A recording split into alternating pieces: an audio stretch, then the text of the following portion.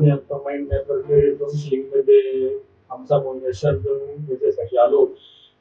तर आमचे जे प्रश्न होते ते सर्व सरांनी व्यवस्थितपणे सॉल्व्ह केले.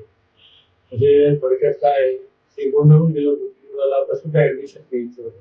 त्या संदर्भात सरांनी आमच्याशी चर्चा केली आणि ते व्यवस्थित घ्यायचं.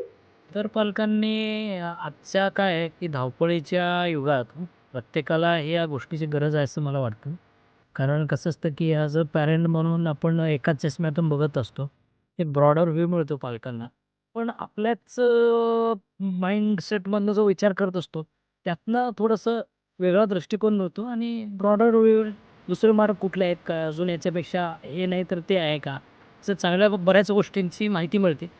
आणि सरांचं इंटरॅक्शन पण बढिया होतं आणि काही गोष्टी जाणवल्या त्यांना, काही गोष्टी जाणीव करून दिल्या आणि त्याचं त्यांनी सोल्युशन्स बरोबर. छान आहे आणि खूप चांगल्या पद्धतीने सोप्या भाषेत खूप सुंदर समजून सांगितलं. त्याचा जो मुलाच्या बाबतीत फ्युचरचा होता किंवा काही गोष्टी ज्या असतात तर त्यासाठी खूप आम्ही आज रिलाईज झालेलो माझ्या करिअरबद्दल मी साईड कम्प्युटर इंजिनिअरिंग झालं, इलेक्ट्रॉनिक्स MPC.